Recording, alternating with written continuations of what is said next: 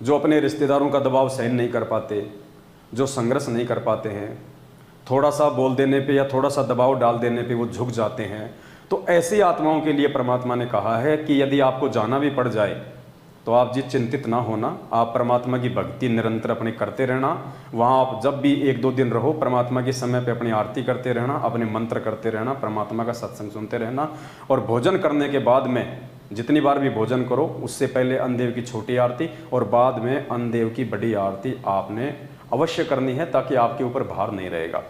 और जिन आत्माओं को ये मार्ग समझ में आ चुका है, परमात्मा का ये गूढ़ ज्ञान समझ में आ चुका है कि अनुपदेशी और निगुरे व्यक्ति के घर का भोजन 3 लोक का भार चढ़ाता है, बचा नहीं जा सकता इससे। देखो पुण्यात्माओं,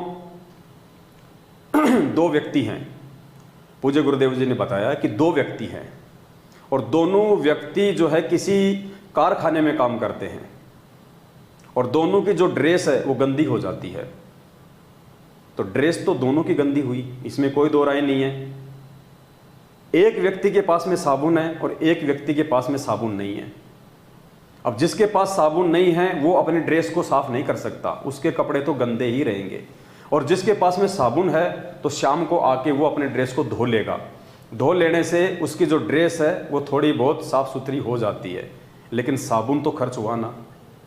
ठीक इसी प्रकार हम भगत हैं, और यदि हम किसी निगुरे व्यक्ति का, हम किसी अनुपदेशी रिश्तेदार के यहाँ पे जाके उसका जलपान खाते हैं या फिर हम उसके यहाँ पे भोजन भंडारा करते हैं, तो पुण्यात्मा वो भार तो चढ़ेगा ही चढ़ेगा, इसमें तो कोई दो राय नहीं है।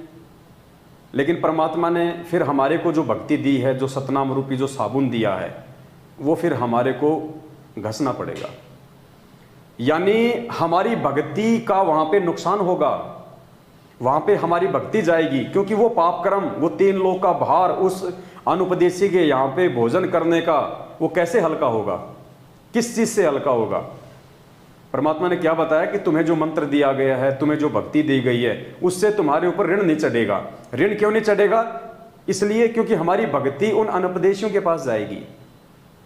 कपड़ा धोने के लिए साबुन का यूज करेंगे तो साबुन तो अपना घिस रहा है, तो ये सतनाम रूपी साबन या प्रथम नाम रूपी साबन या वो भक्ति हमारी जो हमने अर्जित की है मर्यादा में रह के, तो पुण्यात्मा वहाँ पे उस पाप रूपी अन्न को खाकर हमारे ऊपर जो भार चढ़ा है 3 लोक का, वो हमारी भक्ति से ही परमात्मा धीरे धीरे धीरे धीरे उसको साफ करेगा।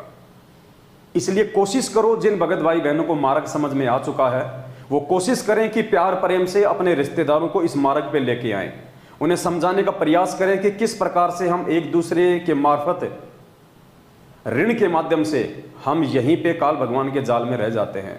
एक लेवा एक देवा दूतम, कोई किसी का पिता नहीं पूतम, ऋण संबंध जुड़ा सब नाता, अंत समय सब बारा बाटा। एक दूसरे से लेन देन और इसी प्रकार के जो ऋण संबंध हमारे जो काल ने जन्म जन्मांतरों से फंसा रखे हैं, उन्हीं के चलते हम एक दूसरे के रिश्तेदार बने हुए हैं। और परमात्मा हमारे को इन्हीं ऋणों से मुक्त करवाने के लिए आते हैं। और ऋण मुक्त करवाने के 2 ही कारण हैं। सबसे पहला तो परमात्मा की भक्ति जो हम नियमित करें, मर्यादा में रख के करें।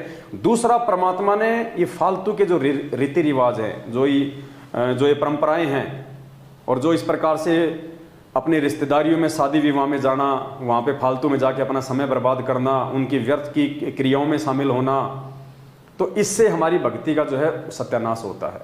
तो ये 2 ही कारण हैं। पहला तो हम वहाँ पे जाना ही हम लोग ये बंद कर दें। देखो, जब हम रिश्तेदारों को हमारी आवश्यकता नहीं है तो हमें भी उनकी आवश्यकता नहीं होनी चाहिए। अब हम राम भरोसे हो जाने चाहिए। हमारा असली रिश्तेदार तमेव माता च पिता तमेव, तमेव बंधु च सखा तमेव। हमारा असली रिश्तेदार हमारा सतगुरु है। हमारे असली रिश्तेदार हमारे भगत भाई बहन हैं, जिनके पास में उठने बैठने से, जिनके घर पे खाने पीने से हमारे ऊपर कोई भार नहीं चढ़ता, कोई ऋण नहीं चढ़ता। उल्टा हम परमेश्वर की हम ज्ञान चर्चा करेंगे तो हमारे को फायदा मिलेगा। परमात्मा कहते हैं सत्संग की आदि घड़ी और तब के वर्ष 1000, तो भी बराबर है नहीं कहे कबीर विचार। तो अपने भगत भाई बहन के घर पे जाएंगे, मालिक की चर्चा करेंगे, क्योंकि उनकी भी सेम क्रिया, हमारी भी सेम क्रिया। वो भी परमेश्वर के बच्चे, हम भी परमेश्वर के बच्चे। उनके घर में भी नेक नीति वाला अन्न भोजन भंडारा, हमारे घर में भी नेक नीति वाला। तो परमात्मा कहते हैं कबीरा जहां जाइए रह संतन की प्रीत, इष्ट मिले और मन मिले, मिले सकल सब रस रीत। तो अगर ऐसे किसी गुरु बहन भाई के घर पे जाएंगे तब तो हमारे पोबारा 25 है, हमारी 5 उंगली जो है वो घी में रहेंगी। और यदि हम किसी निगुरे व्यक्ति के, अपने अनुपदेशी रिश्तेदार के यहाँ पे जाएंगे तो ना तो उनका और हमारा भगवान मेल खाता, ना उनकी और हमारी भक्ति क्रियाएं मेल खाती। वो पता नहीं अपनी बात करेंगे जो हमें अच्छे नहीं लगेंगी, हम यदि भक्ति की बात करेंगे तो उनको अच्छी नहीं लगेंगी, हमारे और उनके विचार भी मेल नहीं खाएंगे। तो पुण्यात्माओं, ऐसी जगह पे भगत को जाने से बचना चाहिए परमेश्वर के ज्ञान आधार से।